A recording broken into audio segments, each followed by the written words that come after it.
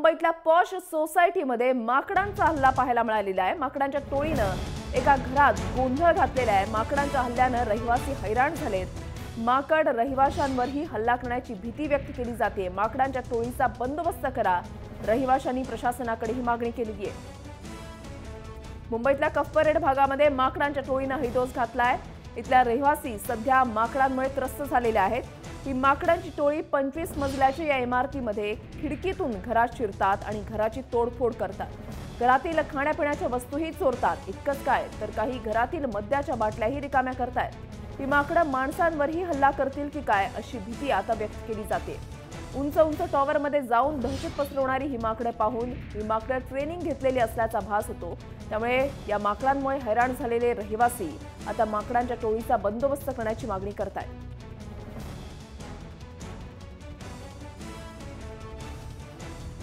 मुंबईमधली दृश्य आपण पाहत आहे। कफ परेडमध्ये उंच उंच ज्या इमारती आहेत त्या ठिकाणी या माकडांनी हैदोस घातलेला आहे। एका इमारतीमधली दृश्य आपण पाहत आहे, ज्या ठिकाणी एका फ्लॅटमध्ये हा माकड कशा पद्धतीने शिरतोय ते आपण पाहत आहे। आतमध्ये गेल्यानंतर ही माकडं वस्तूंची तोडफोड करतायत, खाद्यपदार्थ खातायत। इतकंच काय तर मद्याच्या बॉटल्समधून सुद्धा दारू सुद्धा पित आहेत। त्याच्यामुळे हा संपूर्ण धुमाकूळ माकडांकडून घातला जातोय। त्याच्यामुळे एक नागरिकांमध्ये भीतीचं वातावरण आहे। या माकडांचा लवकरात लवकर बंदोबस्त करावा अशी मागणी रहिवासी करतायत।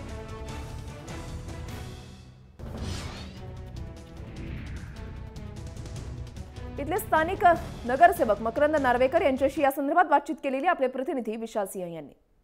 कफ परेडमध्ये माकडांचा दहशत पसरलेला आहे। आता आमच्या सोबत इथले स्थानिक नगरसेवक नार्वेकर जी आहेत। नार्वेकर जी, पूर्ण तुमच्या एरियामध्ये माकडांची दहशत पसरली आहे, काय बोलाल?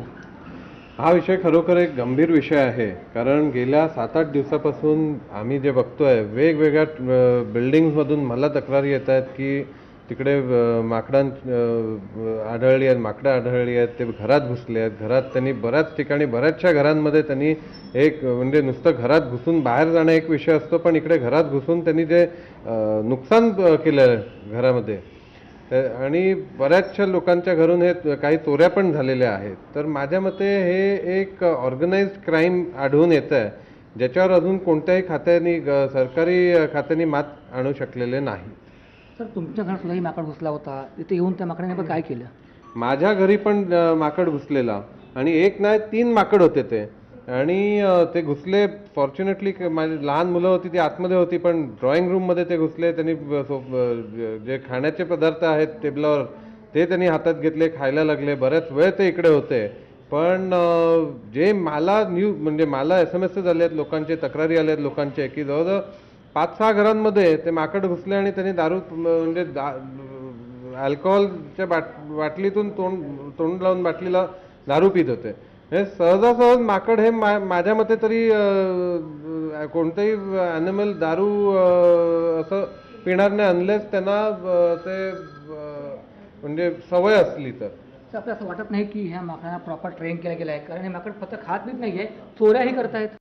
100% हे माकडं ट्रेंड आहेत। ही माकडं रानटी माकडं नाहीत आणि ज्या प्रकारे त्या घरात घुसतात, आता माझ्या स्वतःच्या घरात फ्रेंच विंडोज आहेत, ते फ्रेंच विंडोज उघडून माकड आत आले आहेत। त्यांनी चोरी काय केली नाही, कारण इकडे मग गोंगाट झाला, लोकांनी आरडाओरड केली, पण त्यांनी जरूर डेफिनेटली ते ज्या रीतीने त्यांनी खायचे पदार्थ उचलले, खाल्ले, खिडक्या उघडून आत आले।